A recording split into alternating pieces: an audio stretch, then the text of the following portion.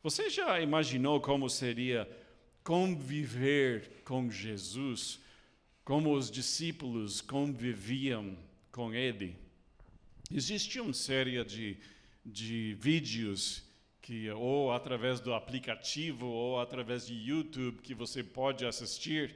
Foram feitos em inglês originalmente, mas foram traduzidos para muitas línguas já. Chama The Chosen. Alguém aqui já assistiu The Chosen? Muitos de vocês, né? Se não assistiram ainda, recomendo. Realmente é uma série de vídeos muito bom. Inclusive, acho que é hoje à noite que já sai a terceira temporada. Isso, obrigado. A terceira temporada está saindo hoje à noite, eu acho. Bom, pelo menos em inglês. Mas, assim, não tem um vídeo que é perfeitamente, exatamente como a Bíblia, porque para fazer a história eles têm que incluir contexto. Mas em esse vídeo eles conseguiram captar um pouco de personalidade de Jesus e a personalidade também dos discípulos. E eu acho que conseguiram realmente uma conexão com Jesus que demonstra como ele quer relacionamento. Então, em essa série de vídeos, ele brinca com as crianças, né? As crianças vão até o lugar onde ele está acampado e ele brinca com eles e fala com eles, assim. E ele recebe a todos, todo tipo de pessoa. Ele faz libertação daqueles que são endemoniados. Ele anda com os discípulos, e você pode ver os defeitos dos discípulos, mas acompanhando esses defeitos também existe o amor do Pai, o amor de Jesus por eles, expressado nessa série de vídeos. Então você começa a imaginar como seria conviver com Jesus. E, sabe, eu acho que essa parte da parte relacional com Jesus é algo que às vezes é distorcionado em nossas mentes. Eu lembro em uma das pessoas, eu não lembro quem foi, mas eu lembro uma vez alguém falou para mim que cresceu indo para uma igreja onde tinha uma estátua de Jesus Cristo. E quando criança entrava dentro daquela igreja e via a cara de Jesus, e Jesus naquela imagem estava com um cara muito bravo. E essa criança corria da igreja porque sentia medo de Jesus, né? E não é necessariamente por alguma imagem, mas muitas vezes nós temos distorções de quem é Jesus. Às vezes nossa imagem de Jesus é que ele é muito longe da gente, assim, em um lugar tão afastado que a gente não pode ter contato com ele. Ou que ele, de repente, algumas pessoas deístas pensam que Deus criou o mundo e deu partida no mundo, e ele se afastou para nunca mais se envolver com as pessoas. E não é assim. Deus criou a gente para ter relacionamento com Ele. Uma das coisas que me encanta do Brasil é quando você faz uma visita com alguém e você está pronto para ir para casa, eles dizem, vai com Deus, ou fica com Deus, né? E isso aqui, essa frase me alegra muito. Talvez quem pensou a primeira vez em falar isso era para ter sorte no caminho, para não ter um acidente, ou para receber a proteção de Deus no caminho. E faz sentido, só que para mim é muito, muito mais que só receber a proteção de Deus. Vai com Deus, Ele vai caminhando comigo. Ele vai comigo para toda a semana, em todos os lugares. Ele tem um relacionamento comigo, eu vou na presença dele, eu vou desfrutando ele em todos os momentos. Eu gosto dessa frase para isso. E quando nós vamos embora hoje, se você quer assim despedir de mim, pode dizer, vai com Deus, pastor, fica com Deus, e vou me alegrar muito. e para você também. Vai com Deus, porque Ele está torcendo por você. É isso mesmo, Ele está torcendo por cada um de nós. Nós temos uma escolha. Nós podemos viver como se fosse que Ele não existisse. Ou nós podemos pensar que Ele não se interessa em nós. Basamos essas coisas, às vezes, nas decepções de vida que a gente passa em momentos de sofrimento e não entendemos exatamente o que passa com a gente. Sofrimento é algo difícil, é um assunto sério. Mas seja você, assim, perto de Deus ou longe de Deus, todos sofrem. Você pode sofrer sozinho, ou você pode torcer, ou pode passar pelo sofrimento na presença dEle, com alguém que está torcendo por você. E que ultimamente, no final das contas, Ele quer que você esteja com Ele para sempre. Vivendo na presença dEle aqui e para sempre. Eu prefiro isso. Eu quero viver com Ele. Mateus capítulo 1, versículo 21 a 23 diz: Ela dará à luz um filho, e você deverá dar-lhe o nome de Jesus, porque ele salvará o seu povo dos seus pecados. Tudo isso aconteceu para que se cumprisse o que o Senhor dissera pelo profeta. A virgem ficará grávida e dará à luz um filho, e lhe chamarão Emanuel, que significa Deus conosco. Isso é uma citação também de um profeta que vivia centenas e centenas de anos antes dessa proclamação. Em Isaías, capítulo 7, podemos ler, versículo 14, Por isso o Senhor mesmo lhes dará um sinal. A virgem ficará grávida e dará à luz um filho, e o chamará Emanuel. Em uma palavra, um nome, corrigimos todas as distorções que temos sobre Deus. Emanuel, que significa Deus conosco. É diferente que qualquer outra religião no mundo. Ele conosco, convivendo conosco todos os momentos. Viver na presença de Deus significa viver em relacionamento com Ele. Cristianismo bíblico é muito mais que uma religião. É um relacionamento com Ele que é tão íntimo que muda todas as prioridades de sua vida. Em uma maneira prática, quanto desse relacionamento você está desfrutando todos os dias? Em um relacionamento, você conversa, às vezes você escuta, uns mais que outros. Nós servimos uns aos outros, nós amamos uns aos outros, nos conhecemos um ao outro, fazemos coisas juntos, assistimos à seleção brasileira juntos, fazemos atividades juntos, aprendemos, expressamos nossos sentimentos um ao outro, sonhamos e esperamos.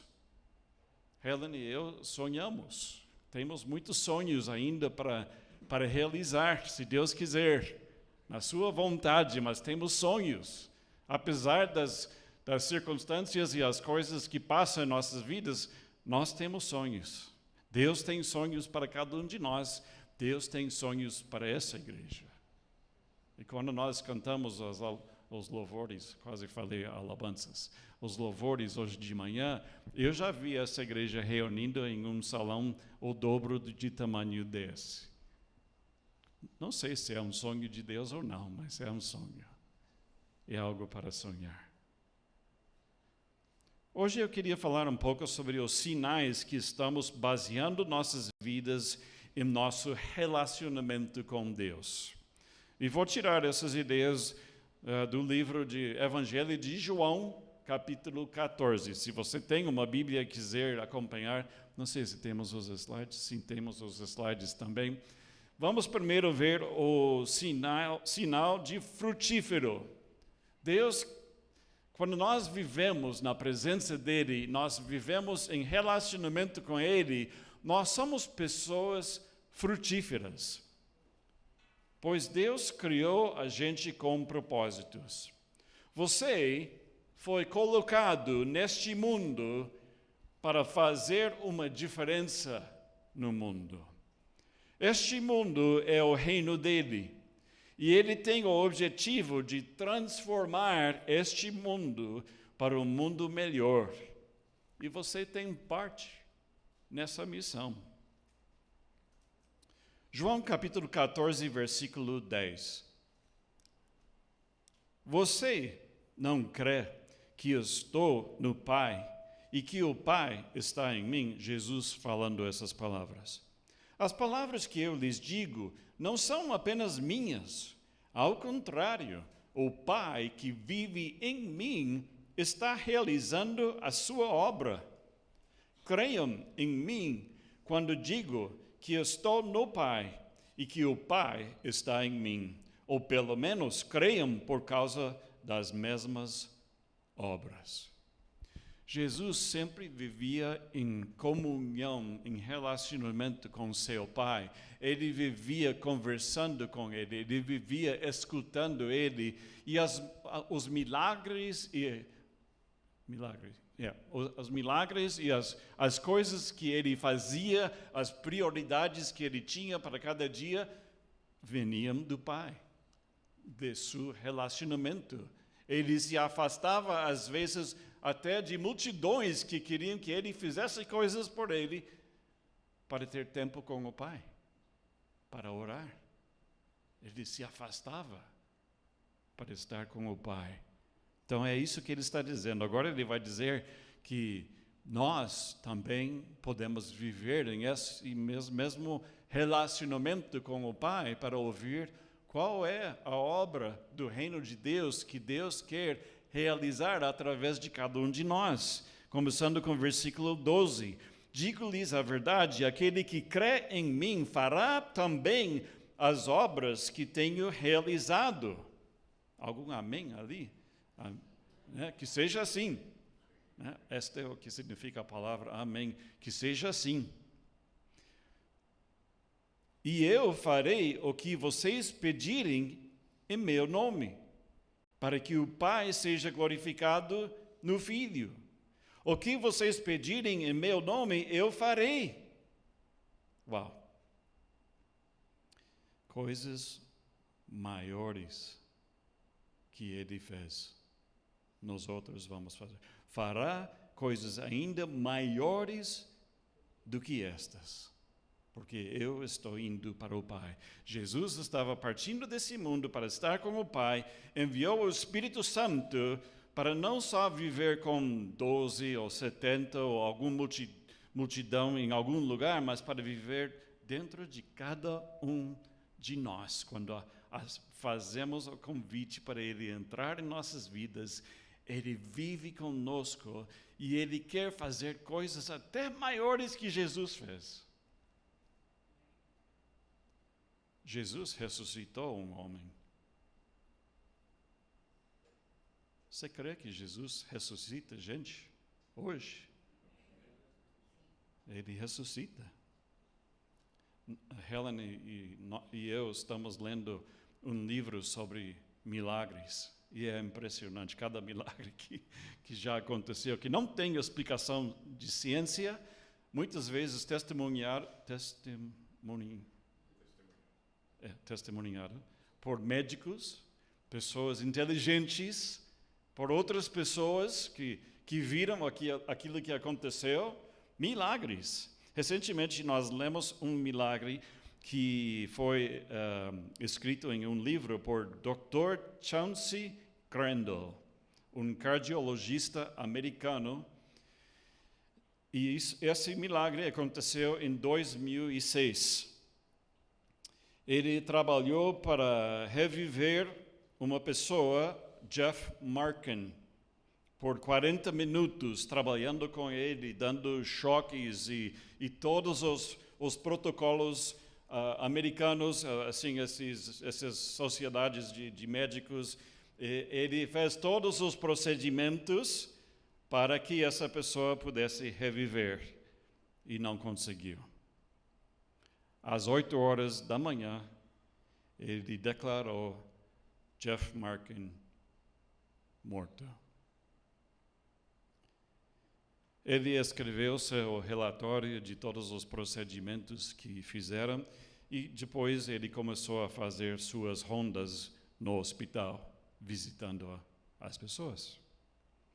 E de repente ele sentiu um alerta do Espírito Santo para voltar ao corpo que a enfermeira já estava preparando para o necrotério.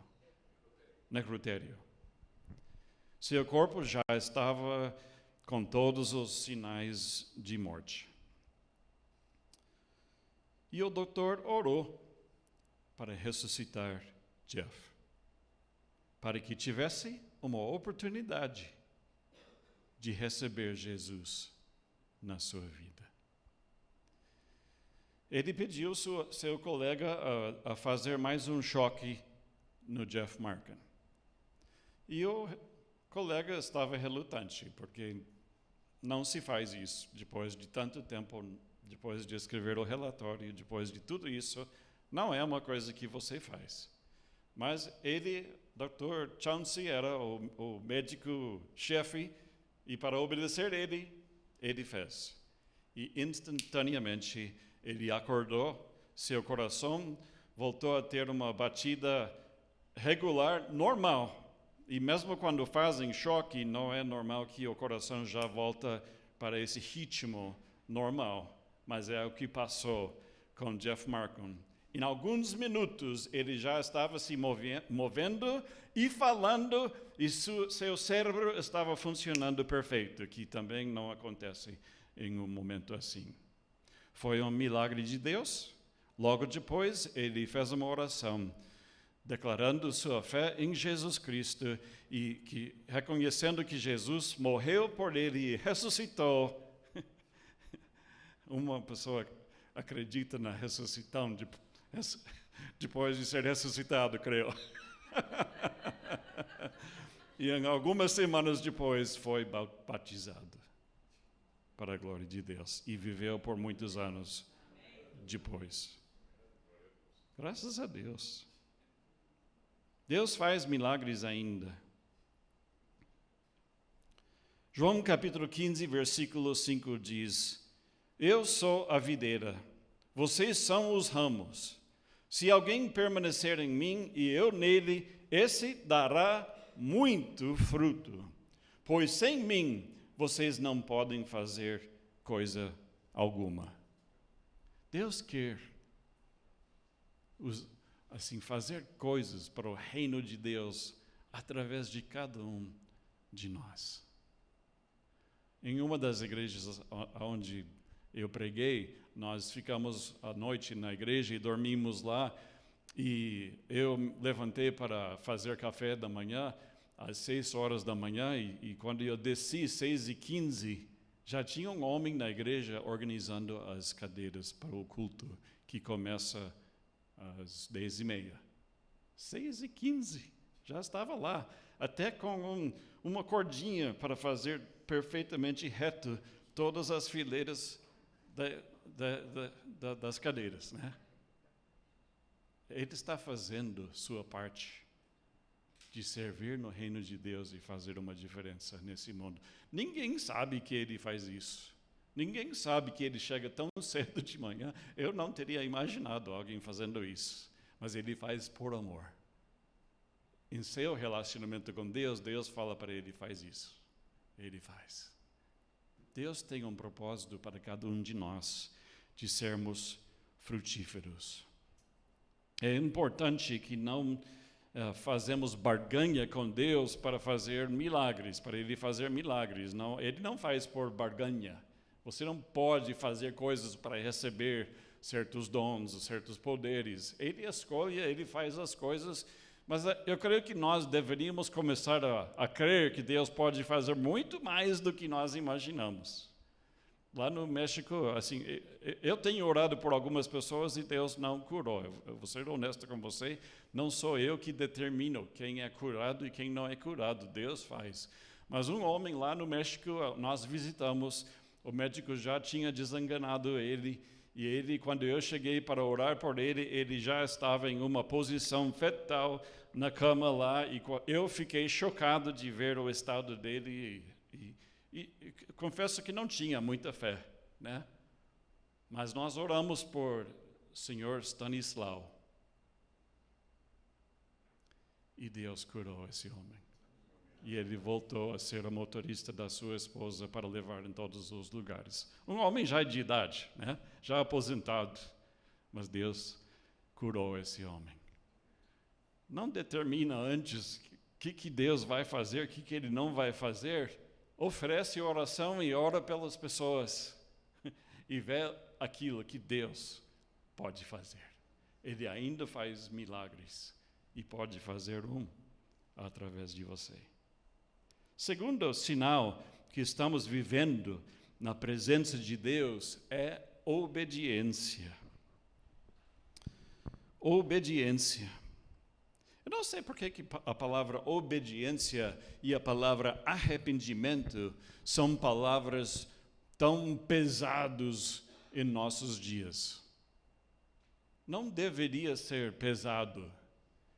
Ele não é um amo de escravos, esse tipo de amo que é terrível, que sempre está querendo ferir os escravos, as pessoas e sempre exigindo demais. Ele não é como o faraó que fez o povo de Israel fazer tudo assim, sem ter as condições de fazer aquilo que ele estava pedindo. Ele não é um Deus assim. Ele é um Deus torcedor. Todos os princípios da Bíblia podem ser resumidos em duas maneiras. É amar a Deus, e o segundo é amar ao seu próximo. Ele está torcendo por nós que tenhamos relacionamentos saudáveis em esse mundo e que a gente possa fazer uma diferença nesse mundo. E até os 10 mandamentos são baseados em esses dois princípios da Bíblia. Ele não está pedindo demais. Ele só quer que você vive melhor e tenha amigos e que você tenha amizade com Ele. Saudável. É só isso que Ele está pedindo. Então, quando nós vivemos na presença de Deus, a gente desfruta a obediência e todas as bênçãos de obedecer a Ele. Vamos ler. João 14, começando com o versículo 15. Se vocês me amam, obedecerão aos meus mandamentos. E eu pedirei ao Pai, e Ele lhes dará outro conselheiro para estar com vocês para sempre. O Espírito da verdade.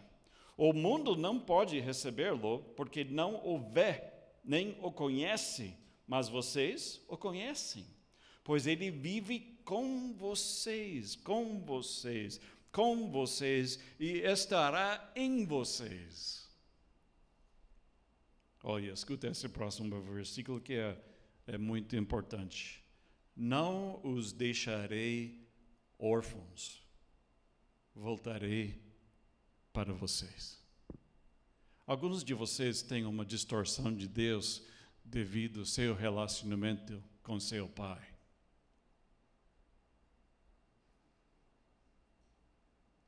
Seu pai abandonou a família quando você era pequeno.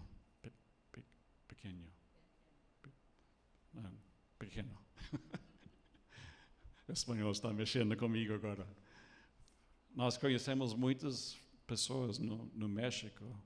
Seus pais abandonaram, seus pais eram abusadores, batiam neles, abusavam sexualmente.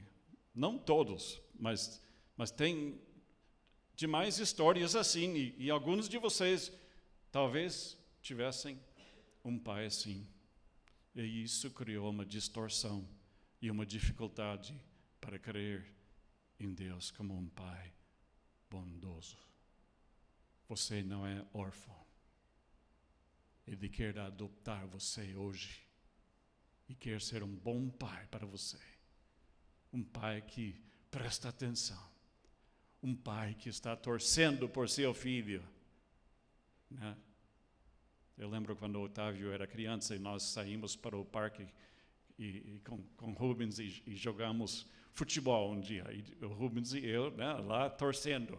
Jogando também, mas torcendo por nossos filhos para jogar. Foi uma brincadeira, mas foi divertido. Qual é o pai bondoso que não está torcendo por seus filhos? Você não é órfão. E se você sente um órfão, se você sente que Deus é um Deus como seu pai, pense outra vez. Porque Ele quer adotar você hoje para ser o filho dele, filho amado. Dentro de pouco tempo o mundo não me verá mais, vocês, porém, me verão. Porque eu vivo, vocês também viverão.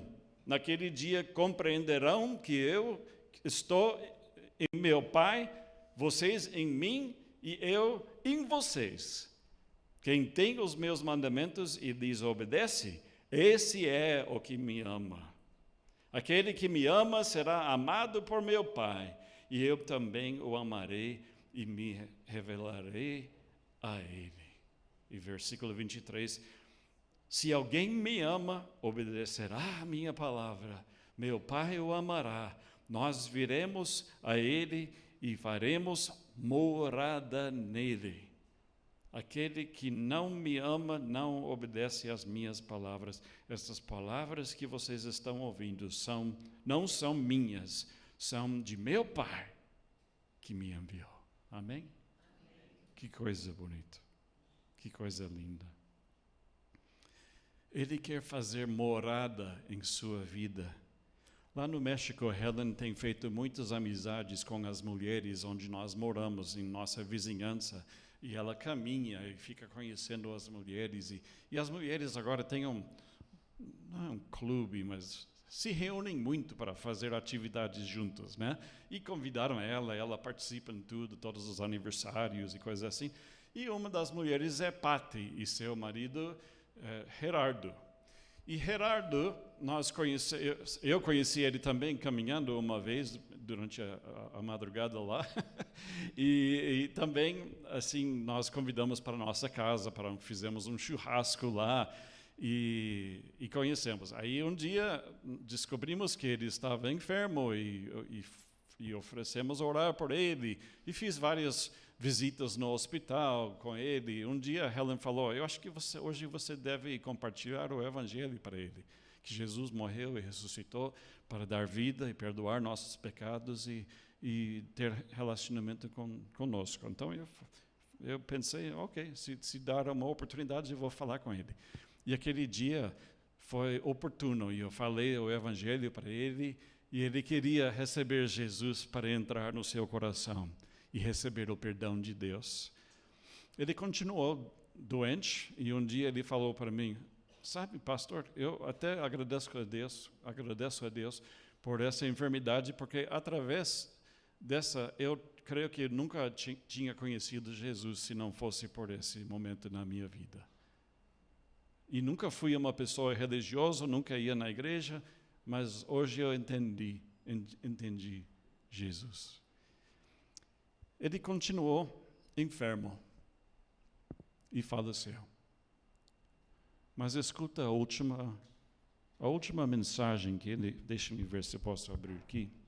Eu traduzi para português antes do culto. E vou ler para vocês. Talvez seja um pouco portunhol, mas foi assim. Agradeço infinitamente suas lindas orações e peço a Deus que te continue dando o dom de oração e junto com Helen os ilumine para fazer que muitos corações se abram a Jesus Cristo e permitam que Ele entre em suas vidas, que desde lá dentro de cada um, este Jesus instalado no coração permite logo entender o magnífico que é sentir Ele dentro de sua vida. Nós fizemos discipulado com Ele umas 3 ou 4 vezes e algumas visitas no hospital. Mas Ele entendeu que Jesus entra na vida da gente para ser instalado de tal forma que ninguém pode tirar mais. Ele entra em nossas vidas para ter relacionamento com a gente. E Gerardo conheceu isso antes de entrar nos braços de Deus, Pai. Essa oração que ele fez é para você hoje. Se você ainda não entregou sua vida a Jesus Cristo, conheça Ele como esse homem conheceu Jesus. Terceiro sinal é que estamos vivendo na presença de Deus, é que temos paz em vez de ansiedade. Eu nunca me via como uma pessoa ansiosa. Eu não tinha tremedeiras, nunca me paralisavam as situações de fazer as coisas, ou de ir para algum lugar desconhecido, ou de... Assim, para pregar, às vezes eu sentia ansiedade, mas nunca me paralisou de tanto que não consegui pregar. Assim. Mas eu descobri nos últimos anos que a coisa onde eu senti mais ansiedade na minha vida era nos relacionamentos com pessoas, porque eu queria que todos me gostassem, né? E principalmente Helen, minha esposa. Eu queria que ela me gostasse, né? Então, nós estamos trabalhando com um material que chama Cuidado da Alma. E talvez um dia Deus possa dar-nos a oportunidade de vir para o Brasil. Estamos já fazendo planos para isso, para fazer esses workshops em igrejas de cuidado da alma. Mas uma das coisas que fala é sobre a ansiedade dos relacionamentos. E nossa identidade é em Deus como nosso Pai. Como eu falei mais cedo, não somos órfãos. Somos filhos de Deus. Mas nós temos identidades falsas ou mentiras sobre nossa identidade. E são 3 tipos de falsas identidades. Um é o desempenho. Deus vai gostar de mim se eu tenho desempenho nas coisas que eu faço. Eu tenho que ganhar a aprovação de Deus e as pessoas, e faço através de desempenho. Eu creio que quando eu estava crescendo, e às vezes como jovem, até como jovem missionário, eu tocava a trompeta porque eu queria fazer desempenho para que as pessoas gostassem de mim. Mas as pessoas não gostam de mim se eu toco bem o trompete. Deus gosta de mim, porque eu sou filho dele, e não é baseado no meu desempenho. A segunda, e para mim acho que o mais forte, é complacer os outros, agradar as pessoas. E em meu relacionamento com Helen, eu queria agradar ela, eu queria complacer ela. Aliás, ela é filha de missionários, né? Ela está brincando com vocês. Mas comigo ela está falando sério. Não, agora eu estou brincando. Mas, assim, quando nós tivemos conflito, muitas vezes eu fugia. Conflito revelava que minha tendência, minha identidade era baseado em uma identidade falsa de complacer as pessoas ou agradar as pessoas. E quando nós tivemos conflito, eu queria fugir do conflito porque eu não queria conflito, não queria que ela se expressasse assim e eu também não sabia como expressar meus sentimentos para ela. E ela me deu permissão de falar também da falsa identidade dela, e a falsa identidade dela é de controle. Então, nós tivemos um ciclo vicioso de controle e de agradar, e que não se resolvia. E nós tivemos que aprender a como brigar em um bom sentido. Brigar para nosso relacionamento. E falar de tudo para resolver. E quando resolve, aí tem paz. Se nós estivermos muito ansiosos em nossos relacionamentos, não vamos conseguir nem agradar e nem resolver conflitos. Fugir pode até levar para depressão. Eu não tive depressão clínica, mas em alguns momentos depressivo, devido à minha maneira de conduzir em momentos de conflito. E controle também revela uma ansiedade sobre relacionamentos. Porque quando o relacionamento é ameaçado ou uma pessoa perde controle, então é fácil para sentir que vai perder o relacionamento. E incrível que pareça, pessoas que são super confiantes e às vezes se expressam de uma maneira muito forte, às vezes têm ansiedade de relacionamentos. É uma revelação. Deus está nos ensinando que, em primeiro lugar, sempre lembrar: eu vivo na presença de Deus em todo momento. Eu sou filho amado. Em espanhol falamos consentido, não sei se... Sim, pode dizer, né? Favorecido, consentido de Deus.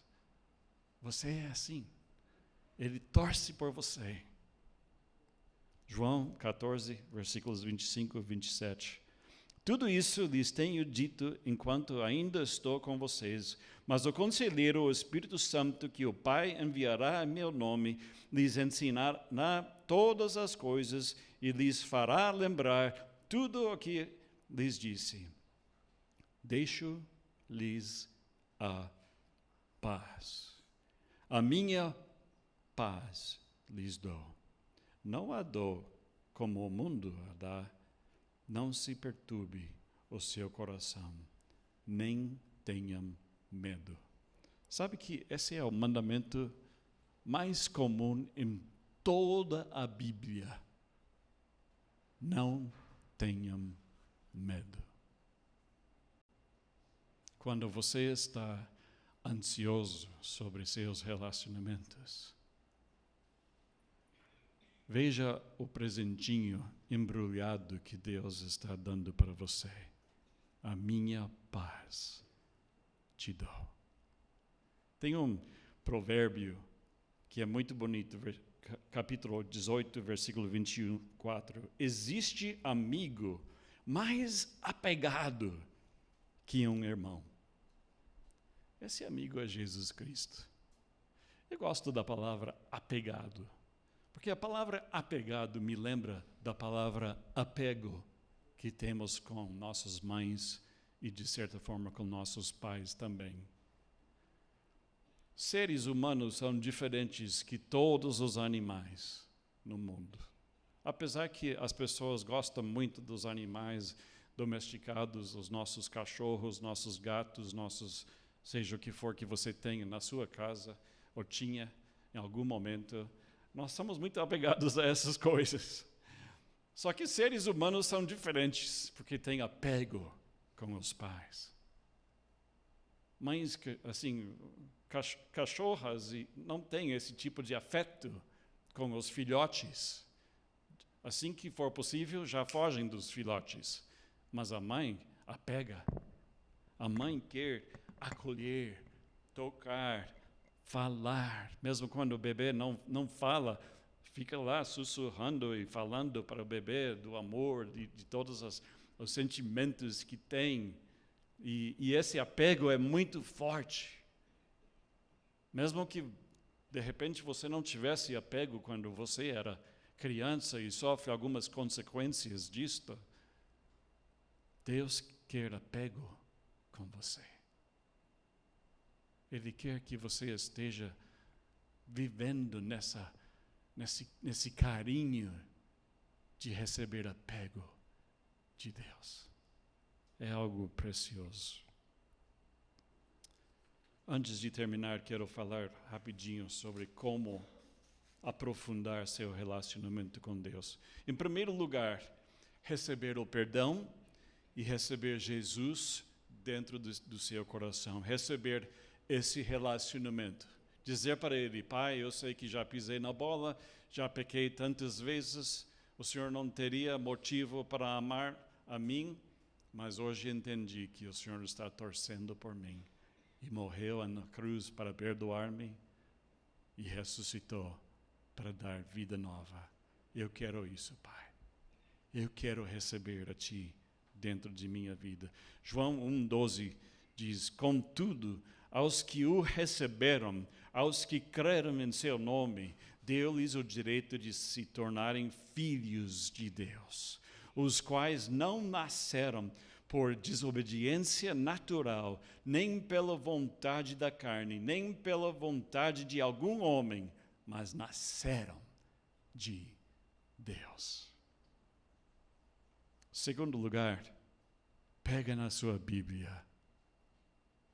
Esse livro é para que você possa ter mais intimidade com Deus. Eu leio todos os dias. Eu dedico tempo para ler, mas eu medito sobre aquilo. Eu peço a Deus: Deus, por favor, fale comigo através desses versículos. E tenho o sistema de ler um pouco, às vezes é um capítulo, se o capítulo é muito longe, aí eu leio uma parte, uma porção, né? Mas vai lendo sua Bíblia, meditando sobre a Bíblia. É para aprender a ter um relacionamento melhor com Deus e com os outros. Jejuns também não são como barganha. Não são, se eu jejuo, Deus vai fazer isso. Ou se eu jejuo, eu vou receber isso de Deus. Não, Deus não promete nada. Jejum é para aprofundar nosso relacionamento com Ele. Para ter mais intimidade com Ele. Vigílias de oração, vigílias na igreja, mas vigílias de vez em quando a sós. Bom, você nunca é a sós com Deus, né? Emmanuel, Deus conosco. Mas se você não consegue ficar sozinho, talvez é uma reflexão que Emmanuel não é tão real para você como poderia ser. Eu desafio a você a fazer uma vigília, ou fazer um retiro. Eu faço retiros de vez em quando. Eu saio para algum lugar, ou para acampar, ou na casa de alguém que empresta algum lugar para a gente, ou eu alugo algum lugar, mas eu saio sozinho para estar com Deus, para desfrutar da presença dEle e ouvir dEle. E orações durante a noite. Assim, se você é a minha idade, eu tenho 61 agora, 61, né? Eu levanto para ir ao banheiro durante a noite, né? E depois eu volto para a cama e às vezes eu fico lá acordado. E Deus tem falado para mim: por que você não passa tempo comigo? Você fica lá, né? Esperando que de repente você vai dormir. Passa tempo comigo, estou contigo. Vamos desfrutar de comunhão nesse momento. E sabe, quando a gente faz essas coisas, de repente nosso ouvido está mais afinado para ouvir Deus falando com a gente. E a gente responde. E de repente, somos frutíferos, somos obedientes e temos a paz de Deus em nossas vidas. Deus está torcendo por você. Cada vez que você escuta o nome Emmanuel durante esse tempo de Natal, lembra, Deus está contigo. Pai, muito obrigado por este dia. Obrigado, Pai, por essa verdade. Nós somos impressionados com teu amor. Esse mundo tão perdido, um mundo tão cheio de problemas, violência e drogas e relacionamentos quebrados e famílias destruídas e falta de entender nossa identidade, Senhor. Tantas coisas, mas o Senhor morreu para perdoar todas essas coisas e deseja ter relacionamento conosco e que a gente vive na presença de Deus. Eu quero dar uma oportunidade para você hoje. Ninguém está olhando, estamos aqui em espírito de oração. Talvez você queira receber Jesus na sua vida e desfrutar relacionamento com Ele. Ora comigo nesse momento. Eu só vou falar umas palavras simples aqui para expressar isso a Ele.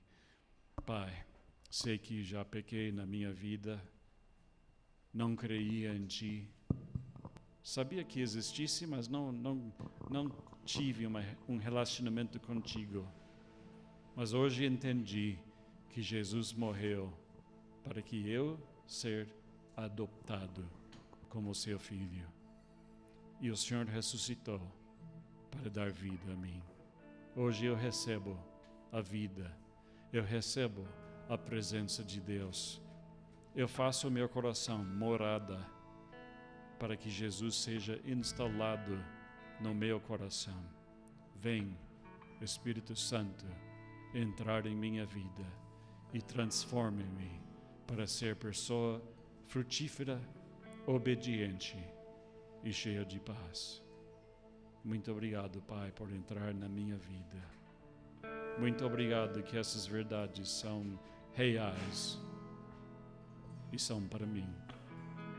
Sou teu filho, não sou mais órfão. Em nome de Jesus. Amém. Amém. Deus lhes abençoe.